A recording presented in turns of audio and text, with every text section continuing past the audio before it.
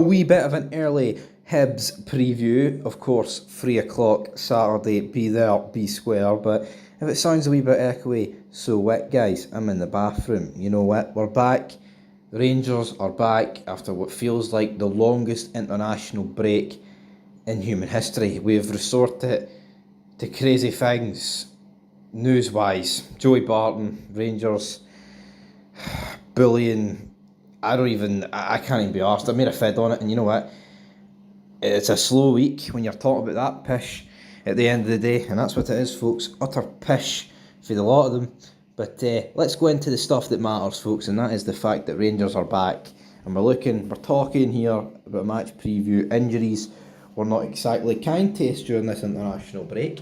With Red Fan Yilmaz picking up, which doesn't look good. Cyril, I'm not going to get forced off, so we'll have to deal with that. Cyril Dessers missing open nets. I guess if he didn't do that, you'd be probably questioning where in the name of God are we? What are we doing? What's happening, man? You would need to question that at the end of the day, because Cyril Dessers scoring one-on-ones are unheard of, folks. So you would have to wonder what's going on there.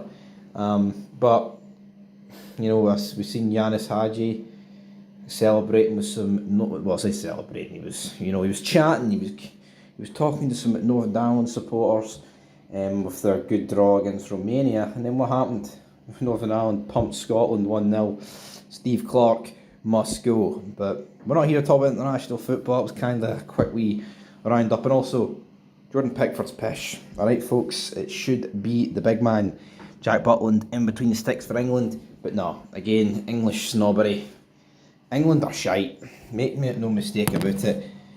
I'm glad that they've got Gareth Southgate, because they won't win. Hee-haw with him. They would win. If England had a half-decent manager, I think they probably could have won the past two tournaments, because they do have a good squad. And as much as I think parts of it is overrated, they do easily have one of the best squads in the world. And when you've got one of the best squads in the world, that sets you up for World Cups and that sets you up for Euros. But that's your international recap. And also Aaron Ramsey bottled taking a penalty in a crucial playoff final for the Euros for Wales. Again, why didn't he do that 2 years ago? Maybe we would have won the Europa League, but it's if buts maybes at the end of the day. But what about the Rangers? What about us? Well, it's not exactly been spectacular. Recently got beat by Benfica and the Dundee game got postponed. I think the fact that got postponed just made this wait feel so long. I'm recording this Thursday night, which means it's been exactly 2 weeks since we've watched Rangers. It's felt like ages now.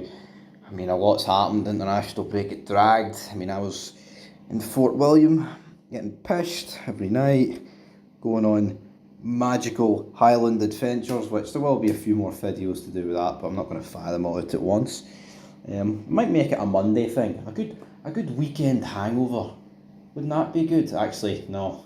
Don't know if that is a good thing. Maybe after this, maybe I'll upload one vid on Monday, but next Monday, after the Old Firm, that might not be good. That might not be good. There might not be anybody wanting to tune in to see big Stevie Cool's adventures in the Highlands, and if Rangers get beat, I wouldn't tune it unless it's me driving off a cliff.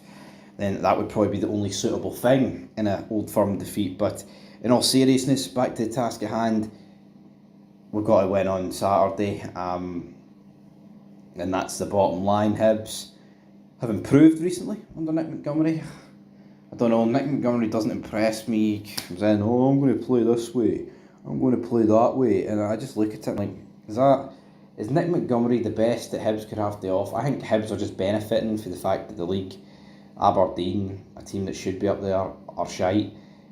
And because you look at Hibs, right, they're getting, it's not that they're a million miles away from St Mirren and Kelly, but at the end of the day, they are still behind them, and Hibs should be in front of them, but they're not. Hearts are light years ahead of him. I don't need to talk about the Old Firm being ahead of Hibs. But also, in other news, Brendan Rodgers had his wee touchline ban rescinded to only one game, which is, of course, away to Livy on Sunday, which really begs the question of Why? Why is that the case? Because why? The SFA fucking, their arse collapsed, folks, and now he will be in the touchline for the Old Firm. And yeah, you know what? It would be very easy to put a tinfoil hat on and pretend to be obsessed here, but at the end of the day, I don't care if Rodgers is sitting in his living room, his settee, the stands, the touchline, in nets, on top of Ben Nevis, on a boat in the Southern Hemisphere.